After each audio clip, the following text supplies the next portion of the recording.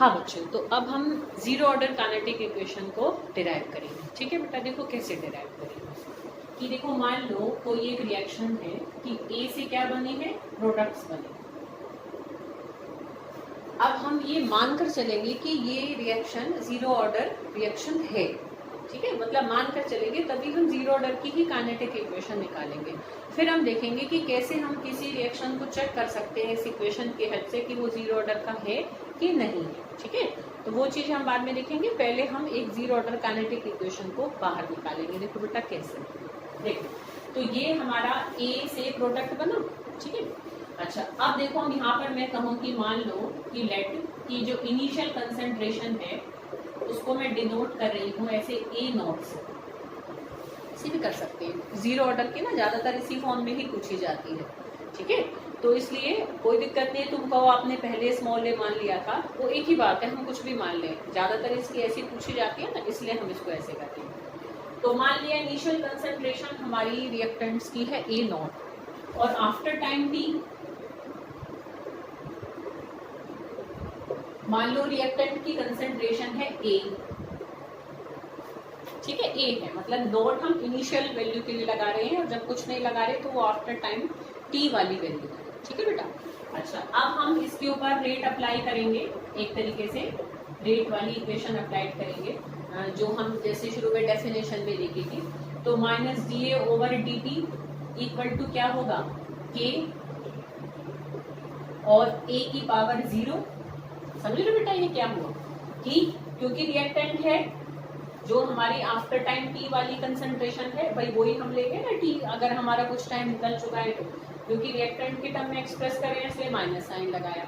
अब क्योंकि ये हमारा रिएक्शन जीरो ऑर्डर का है, इसलिए जो रिएक्टेंट है उनकी हम पावर को क्या बनाएंगे, उनकी मोलर कंसंट्रेशन की पावर को क्या बनाएंगे, 0 बनाएंगे, क्योंकि पावर ही तो ऑर्डर ऑफ रिएक्शन होता है। और हम ये पहले ही मान कर चल रहे हैं कि ये एक जीरो ऑर्डर रिएक्शन है। ठीक है, तो इसलिए पावर हम क्या रखेंगे, 0। अच्छा, किसी की भी पावर 0 होती है तो 1 के बराबर हो जाता है। तो अब देखो अब हम आगे कैसे करेंगे कि minus D A over D T is equal to K हो जाएगा। ठीक है, अब देखो मैं डी टी को इधर ले जाऊं तो यहाँ पर क्या हो जाएगा, माइनस डी ए ओवर के डी टी। ठीक है, अब ये जो इक्वेशन हमारे पास निकल कर आएगी इसका अब हम इंटीग्रेशन करेंगे। ठीक है, तो हम करेंगे टेक इंटीग्रेशन,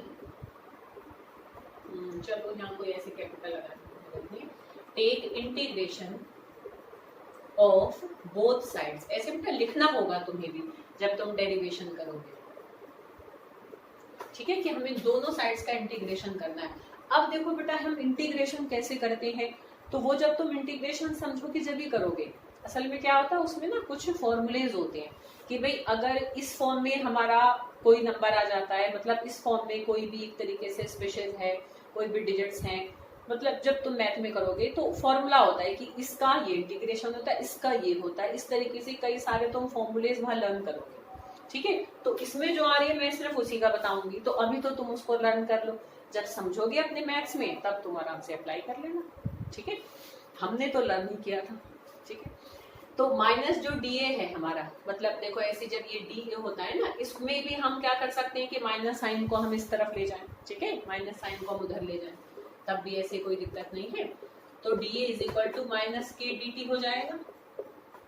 ठीक है, अच्छा अब देखो डी ए का इंटीग्रेशन क्या होता है, ए ही होता है, डी हट जाता है जब इंटीग्रेशन करते हैं उसका, मतलब पहले हमें इसको ऊपर लिखकर जब इसका इंटीग्रेशन करना था, समझो ना, ऐसे कर लो ना, ये इस माइनस साइन को मैं यहाँ ले जाती हूँ। ठीक है ना, तो फिर हम इसको ऐसे भी करके देख सकते हैं। ठीक है, तो अब जब हमने इसका क्या करा है, इंटीग्रेशन करा है, तो डी ए का इंटीग्रेशन क्या आ जाएगा, ए ही आ जाएगा। अच्छा, कांस्टेंट का कोई इंटीग्रेशन नहीं होता तो ये ऐसे का ऐसा ही रहेगा, जो साइन है वो ऐसे का ऐसा आ जाता है, dt का इंटीग्रेशन t ही होता है। तो जब हम एक ओवरऑल बेटा इक्वेशन का इंटीग्रेशन करते हैं ना, हमने हर टर्म का कर लिया, तो हमें एक इंटीग्रेशन कांस्टेंट पुट करना पड़ता है, मतलब ऐसे उसमें ऐड करना पड़ता है प्लस i करके। ठीक है, और इस i की वैल्यू हम इनमें ही कोई कंडीशंस लगाकर निकालते हैं।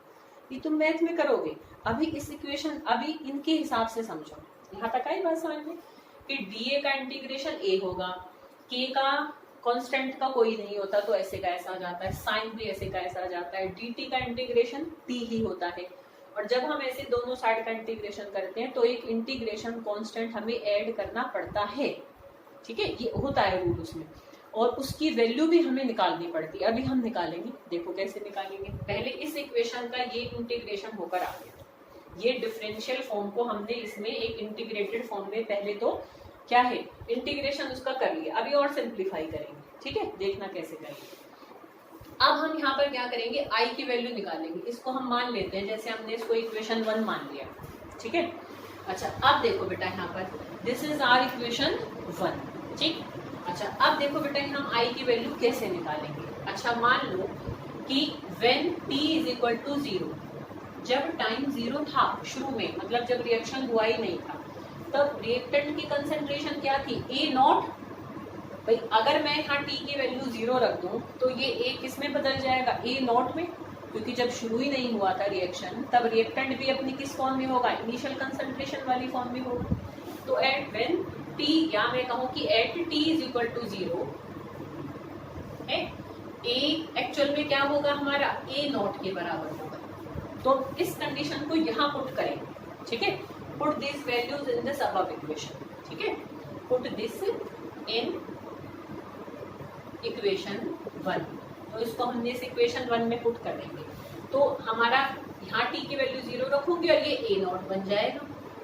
तो ये A0 बना बेटा माइनस के, और t की वैल्यू क्या रख दी मैंने, 0 प्लस i। अब 0 से किसी चीज को मल्टीप्लाई करेंगे तो खत्म, तो i किसके बराबर आ गया, A0 के बराबर आ गया। तो इस तरीके से हमने देखो इंटीग्रेशन कांस्टेंट की वैल्यू उसी इक्वेशन में कंडीशन लगाकर निकाल ली। अब इस i की वैल्यू को हम इस फर्स्ट इक्वेशन में पुट करेंगे, ठीक है। देखो बेटा कैसे करेंगे, मैं यहाँ लाइन खींच के इसको यही कर देती हूँ।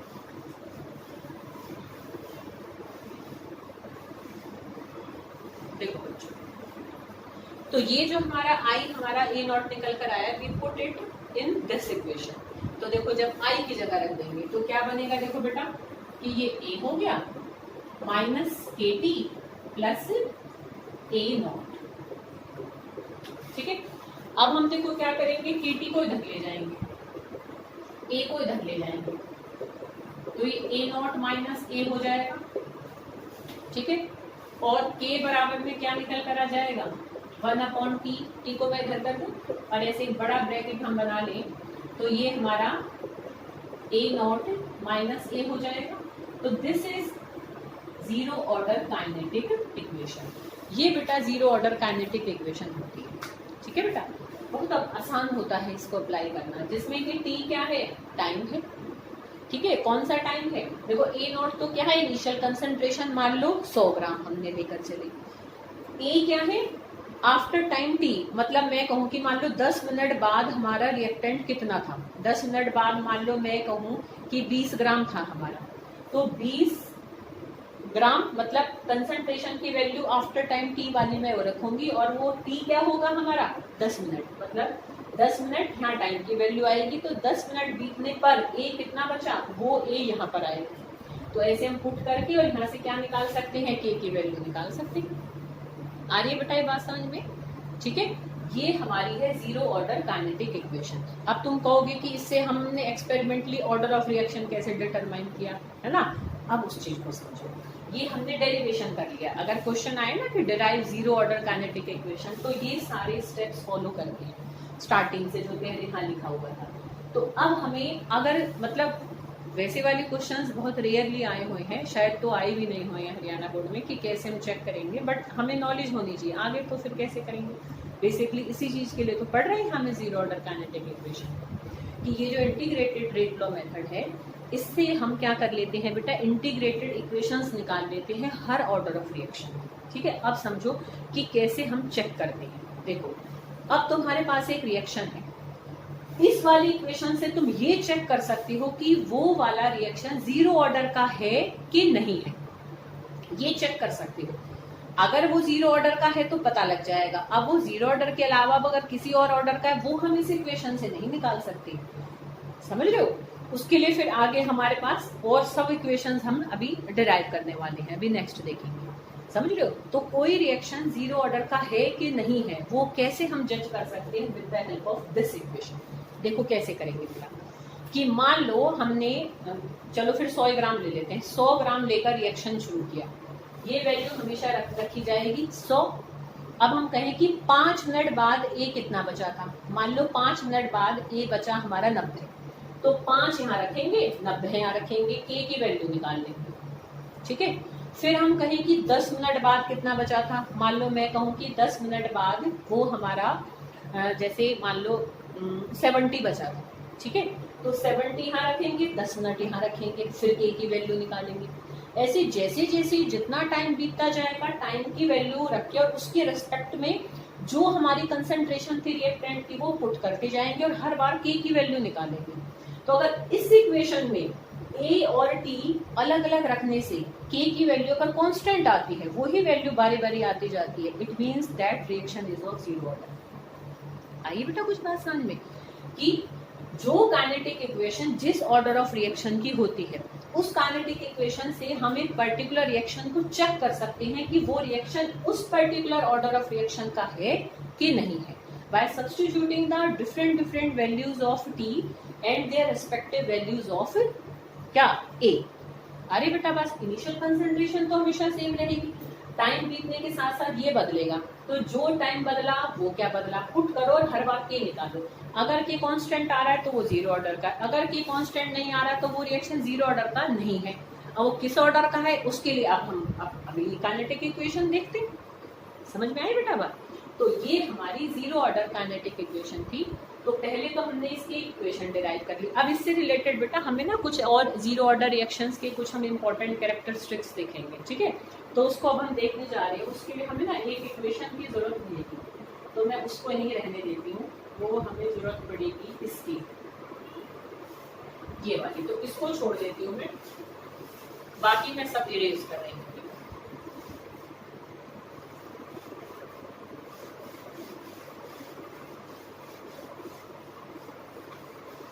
तो ये सब भी मैं हटा देती हूँ ताकि हम इसकी हेडिंग बना लें।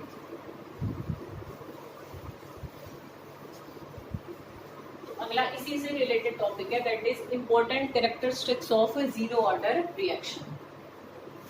Important characteristics of zero order reaction, ठीक है बेटा। तो अब देखो हम इसका पहला कैरेक्टरिस्टिक पढ़ने जा रहे हैं। एक्चुअल में अगर हमने ये लॉकडाउन ना हुआ होता तो शुरू से अगर हम पढ़ रहे होते तो यहाँ में तो मैं एक थोड़ी सी मैथमेटिकल एक इक्वेशन बनाने वाली हूँ, वो हम पहले ही कर चुके होते। पर चलो अब हम यहाँ करके जब उन यूनिट्स को करेंगे तो वहाँ नहीं करेंगे। देखो बेटा क्या होता है, मैथ्स में ना कुछ स्ट्रेट लाइन इक्वेशंस होती हैं, शायद तुमको पता भी हो। तो कुछ स्ट्रेट लाइन इक्वेशंस होती हैं, तो अगर कोई भी मतलब इक्वेशन स्ट्रेट लाइन इक्वेशन की फॉर्म ले लेती है, जैसे कि देखो पहले समझो, एक स्ट्रेट लाइन इक्वेशन होती है y is equal to mx plus C, ठीक है। अब इसका क्या मतलब है कि x एक्सिस पर जो कंपोनेंट आ रहा है t आ रहा है, y एक्सिस पर क्या कंपोनेंट आ रहा है कंसंट्रेशन ऑफ a, ठीक है। तो अगर मैं x और y के बीच में अगर कोई भी रिएक्शन कोई भी इक्वेशन ये वाली इक्वेशन की फॉर्म ले लूं और उसमें अगर हम जो x एक्सिस पर कंपोनेंट आ रहा है जो y एक्सिस पर आ रहा है उनको लेकर एक ग्राफ प्लॉट करें, x पर क्या आ रहा है t और y पर क्या आ रहा है a, अगर हम इनके बीच में ग्राफ प्लॉट करें, ठीक है बेटा, तो स्ट्रेट लाइन कर्व आना चाहिए। अगर स्ट्रेट लाइन कर्व आ रहा है तो ये इक्वेशन सही है, अगर स्ट्रेट लाइन कर्व नहीं आ रहा तो ये इक्वेशन रॉन्ग है। समझ में आ रही बेटा बात? इससे भी हम ग्राफिकली देखो निकाल सकते हैं इसकी हेल्प से कि कोई रिएक्शन जीरो ऑर्डर का होगा कि नहीं होगा। समझ लो बेटा कि हम क्या करेंगे, अलग अलग टाइम पर, जैसे 10 मिनट बीते, 20 बीते, 30 बीते, तो उस पर ए की कंसंट्रेशन हमारी कम होती जाएगी, ठीक है ना। कम आएगी तो इसमें देखो ग्राफ ना ऐसे नीचे की तरफ आता है। अगर वो रिएक्शन जीरो ऑर्डर का है तो वो ऐसे स्ट्रेट लाइन कर्व देगा, अगर वो रिएक्शन जीरो ऑर्डर का नहीं है तो स्ट्रेट लाइन कर्व हमें नहीं मिलेगा, ठीक है बेटा। तो इस तरीके से अगर स्ट्रेट लाइन का आना भी क्या है, हमें ये चेक करा देता है कि कोई रिएक्शन जीरो ऑर्डर का है कि नहीं है। तो इसमें जब हमने डिराइव करा था बीच में ये इक्वेशन आई थी जो कि स्ट्रेट लाइन इक्वेशन की फॉर्म ले रही थी। तो अगर हम उस फॉर्म को यूज करें तो हम ग्राफिकली भी we can easily find out that our given reaction is of zero order और नॉट। क्लियर? तो अच्छा, इसमें एक चीज और भी होती है, जो m की वैल्यू होती है, m होता है ना, m हमें स्लोप बताता है। स्लोप हम इस यही बता रही हूँ सारा, ये कई बार आएगी हमारी y is equal to mx plus c chemistry में, बारी बारी नहीं बताऊंगी बेटा मैं। तो m हमारा स्लोप की वैल्यू देता है। स्लोप बेटा देखो हम कैसे निकालते हैं, ऐसे ना, इस तरीके से हम यहाँ पर स्केल रखकर ऐसे एक परपेंडिकुलर सा डाल लेते हैं, ऐसे एक राइट एंगल ट्राइंगल सा बना लेते हैं, तो ये भी बना लो, ठीक है। तो उसमें जो यहाँ पर y एक्सिस की वैल्यू आएगी, जो यहाँ x एक्सिस की होगी, इन दोनों को डिवाइड करो तो वो हमें स्लोप की वैल्यू देता है। ये जो k है ना हमारा यहाँ पर, ये स्लोप है, मतलब जो m पर कंपोनेंट आएगा वो स्लोप की वैल्यू देगा। तो उससे हम यहाँ रेट कांस्टेंट की वैल्यू भी फाइंड आउट कर सकते हैं।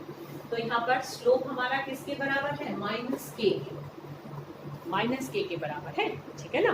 तो उससे हम k निकाल सकते हैं, ठीक। और जो c है दैट गिव्स इंटरसेप्ट, सी क्या बताता है, इंटरसेप्ट। और इंटरसेप्ट हम कैसे निकालते हैं, इंटरसेप्ट बेटा ऐसे निकालते हैं, जहां से ग्राफ शुरू हुआ है, जहां से मतलब स्टार्ट हुआ है, हमारी कर्व स्टार्ट हुआ है, तो यहाँ स्टार्टिंग से लेकर जो हमारा 0 पॉइंट था, तो यहाँ से लेकर यहाँ तक की जो पूरी वैल्यू होगी वो हमें इंटरसेप्ट बताती है। ग्राफ जहां से भी स्टार्ट हुआ है तो ये हमें इंटरसेप्ट की वैल्यू बताती है। ग्राफ ऐसे नीचे की तरफ होता है तो स्लोप नेगेटिव ही होता है, देखो माइनस ही है हमारा, ठीक है। और ये यहाँ से लेकर यहाँ तक की वैल्यू हमें इंटरसेप्ट बताएगी। अच्छा, ये एक तरीके से क्या है, वैसे भी ध्यान से देखो तो रिएक्टेंट यही तो शुरू में हम लेकर चले थे सबसे पहले कितना, तो ये हमें क्या बताएगा, इनिशियल कंसंट्रेशन ही तो बताएगा। रिएक्टेंट बिल्कुल स्टार्टिंग में कितना था, धीरे धीरे कम होता गया। तो अब तुम देख भी सकते हो इंटरसेप्ट पर क्या आ रहा है, ए नॉट ही आ रहा है, ठीक है। तो यहाँ पर सी हमारा क्या है, इंटरसेप्ट है। समझ में आ रही बेटा बात, मतलब ये सब तुम्हें निकालना नहीं है, मतलब क्योंकि उस इक्वेशन की फॉर्म आ रही है तो कौन सी टर्म क्या चीज बता रही है, उसलिए मैं तुमको उसको क्लियर कर रही हूँ, ठीक है। सिंपल बस हमें क्या करना है कि जीरो ऑर्डर काइनेटिक इक्वेशन की बीच की जो एक फॉर्म होती है ड्यूरिंग इट्स डेरिवेशन, क्या है, it becomes of straight line form, है ना। तो स्ट्रेट लाइन वाली फॉर्म वो अडॉप्ट कर लेती है। तो उसमें अगर हम एक्स और वाई कॉम्पोनेंट के बीच में अगर ग्राफ प्लॉट करें, तो अगर कोई भी इक्वेशन हमें, मतलब किसी भी रिएक्शन के लिए अगर हम अलग अलग टी पर जो ए निकल कर आ रहे हैं तो ऐसे ही ग्राफ प्लॉट करें, तो अगर हमें स्ट्रेट लाइन कर्व मिलता है तो इट मीन्स वो रिएक्शन जीरो ऑर्डर का होता है। और फिर उस कर्व से हम स्लोप भी निकाल सकते हैं, इंटरसेप्ट भी निकाल सकते हैं, और स्लोप से फिर हम के की वैल्यू भी निकाल सकते हैं, और इंटरसेप्ट से हम इनिशियल कंसंट्रेशन को भी जज कर सकते हैं, ठीक है। आइए बेटा बात समझ में, मतलब हम चेक कर सकते हैं, हमें पता है वैसे हम इतना लेकर चले हैं, but still graphically we can also check कि भाई हमने सही लिया, मतलब जो हमने लिया है ग्राफिकली भी वही आ रहा है कि नहीं आ रहा है, ठीक है। तो एक ये इम्पोर्टेंट कैरेक्टरिस्टिक है जीरो ऑर्डर की कि graphically we can also check the that our reaction is of zero order और नॉट, ठीक है, तो हम चेक कर सकते हैं। अच्छा, एक और भी इसका कैरेक्टरिस्टिक होता है, सेकेंड कैरेक्टरिस्टिक क्या है कि जीरो ऑर्डर के लिए देखो तुम देख सकते हो कि जीरो ऑर्डर बेसिकली क्या होते हैं कि रेट इज इक्वल टू के ए की पावर जीरो। भाई जब पावर जीरो होती है वही तो होती है ऑर्डर ऑफ रिएक्शन, तो ये जीरो तो ये खत्म। तो मतलब जो रेट है एक तरीके से कंसंट्रेशन ऑफ रिएक्टेंट पर तो डिपेंड ही नहीं करता है, ठीक है ना। तो अगर मैं रेट और कंसंट्रेशन ऑफ रिएक्टेंट के बीच में अगर ग्राफ प्लॉट करूं तो हमारा कैसा आएगा, ऐसे कॉन्स्टेंट लाइन आएगी, क्योंकि रेट तो डिपेंड ही नहीं कर रहा है कंसंट्रेशन ऑफ रिएक्टेंट पे। तो एक ये भी तरीका होता है कि जीरो ऑर्डर रिएक्शंस को चेक करने का कि हम क्या करें कि जो भी उसकी कंसंट्रेशन चेंज हो रही है, जो भी रेट निकल कर आ रहा है, रेट हम निकालने के तरीके पहले कर चुके हैं, तो रेट और कंसंट्रेशन के बीच में ग्राफ लगने से क्या होती है, कांस्टेंट लाइन अगर हमारी निकल कर आती है, ठीक है, तो ये भी इस चीज की इंडिकेशन होती है कि वो रिएक्शन जीरो ऑर्डर का होगा, ठीक है। तो ये दो कैरेक्टरिस्टिक हमने की। जो थर्ड कैरेक्टरिस्टिक है वो भी इम्पोर्टेंट है, वो हम आगे चल के फर्स्ट ऑर्डर के लिए भी करेंगे और उसके काफी सारे न्यूमेरिकल्स भी हैं। तो एक दिन मैं एक लेक्चर सिर्फ न्यूमेरिकल पर ही देना है मुझे, वो न्यूमेरिकल्स इम्पोर्टेंट भी है, आते भी बहुत है और मतलब इजी भी है। उसके लिए अगर तुम्हें लॉग देखना आता है तो बहुत अच्छी बात है। मुझे ऐसे शायद ध्यान आ रहा है मैंने तुम्हें सिखाया है लॉग देखना, चलो कोई बात नहीं, जब हमारा स्कूल ओपन होगा तब हम लॉग देखना सीखेंगे। अभी तुम कैलकुलेटर से भी कर सकते हो, नहीं तो मैं तुम्हें टेबल में से ही लॉग देखना सिखा दूँ, ठीक है, चलो वो न्यूमेरिकल हम बाद में करेंगे। पहले हम जीरो ऑर्डर काइनेटिक इक्वेशन की एक और कैरेक्टरिस्टिक हम करने जा रहे हैं, that is half life period.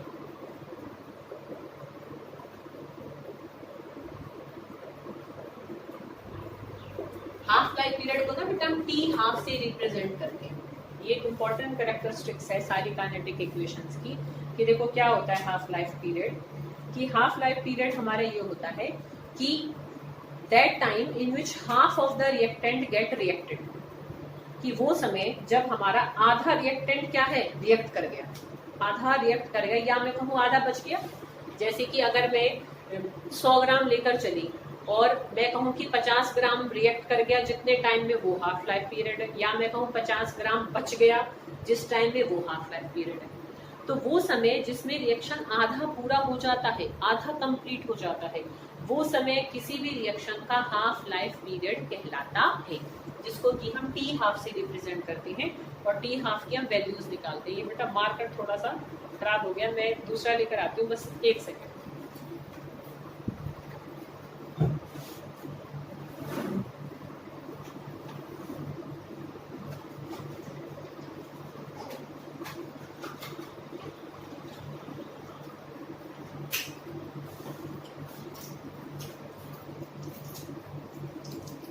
ले आई हूँ मैं, इसको जरा थोड़ा सा खोल लें क्योंकि नया है ये। हाँ, तो देखो बेटा हाफ लाइफ पीरियड हमारा क्या होता है, टी हाफ होता है। ठीक है, टी हाफ क्या होता है, जब आधा रिएक्शन हमारा पूरा हो गया। तो देखो इसमें हम कैसे निकालेंगे, देखो ध्यान करो, हमारा ये था जो इक्वेशन थी K is equal to 1/T A not minus A, ये थी ना जीरो ऑर्डर हमारी काइनेटिक इक्वेशन। T को मैं इधर ले जाऊं बेटा और K को हम इधर ले जाएंगे।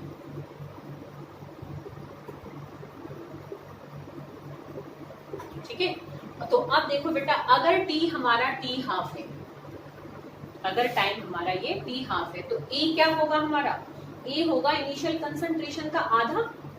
भाई अगर ये 100 है तो ये हमारा क्या होगा 100/2, तो मैं इसको A0/2 कर दूं।